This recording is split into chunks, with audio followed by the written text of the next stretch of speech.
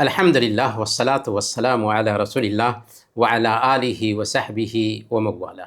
پیارے بھائیوں اور دینی بہنوں، السلام علیکم ورحمۃ اللہ وبرکاتہ۔ نماز باجماعت اکیلے نماز پر 27 گنا زیادہ اہمیت رکھتی ہے۔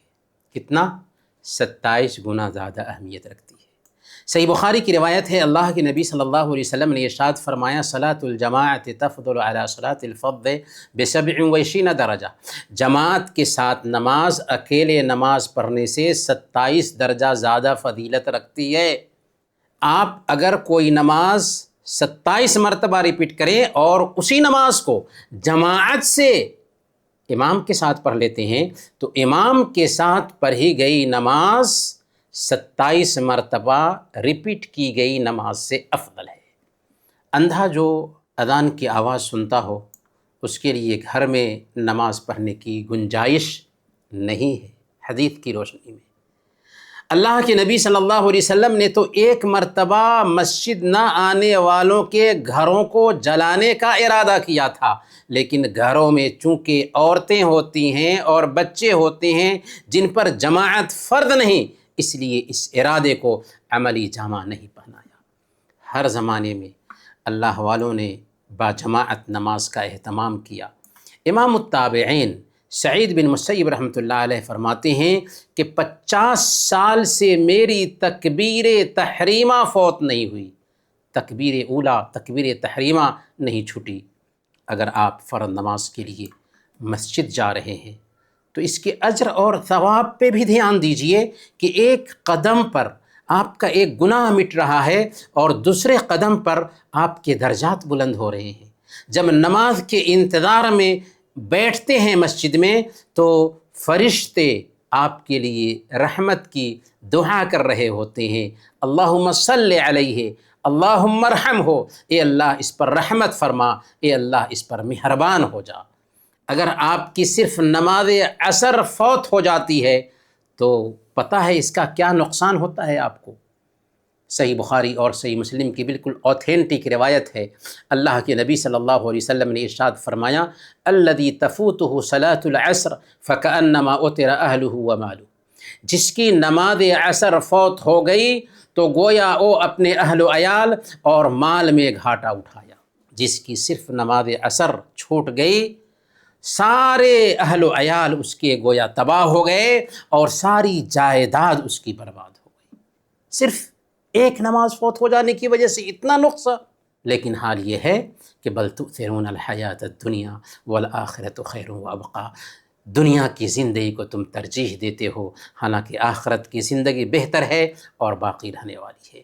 اگر آپ عشاء اور فجر کی نماز جماعت سے پڑھ لیتے ہیں تو گویا آپ نے پوری رات نماز پڑھنے کا ثواب حاصل کیا۔ صحیح مسلم کی روایت ہے، اللہ کے نبی صلی اللہ علیہ وسلم نے ارشاد فرمایا، من صلی العشاء فی جماعت فکأنما قام نصف اللیل ومن صلی الصبح فی جماعت فکأنما صلی اللیل کلہ، کہ جس نے جماعت سے عشاء کی نماز ادا کر لی اس نے گویا آدھی رات قیام کیا، اور جس نے جماعت سے صبح کی نماز بھی ادا کر لی گویا وہ پوری رات نماز پڑھتا رہا۔ بلکہ اگر آپ فجر کی 2 رکعت سنتیں ادا کر لیتے ہیں تو آپ کو دنیا وما فیہا سے بہتر چیز ملتی ہے۔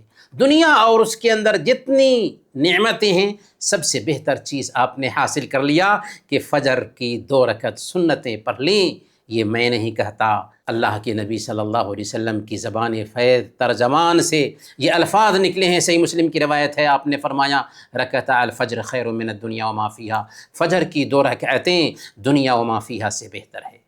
اگر آپ فجر کی نماز ادا کر لیتے ہیں تو آپ کو رب کی طرف سے ایک باڈی گارڈ مل جاتا ہے، من صلی صلاۃ الصبح فہو فی ذمۃ اللہ، جس نے صبح کی نماز ادا کر لی وہ اللہ کی امان میں آ گیا، اللہ کی طرف سے اسے بڑی گارڈ مل گیا۔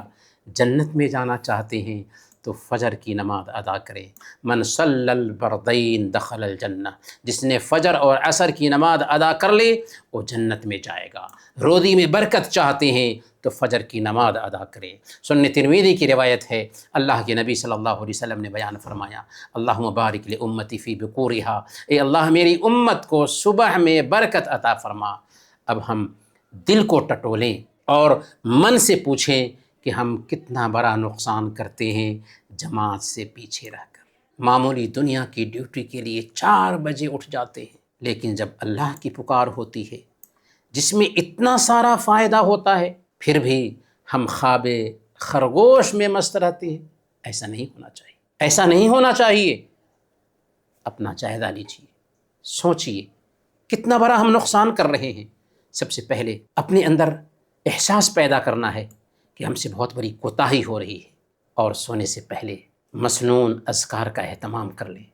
سونے سے پہلے نماز فجر کے لیے بیدار ہونے کا پختہ ارادہ بھی ہو۔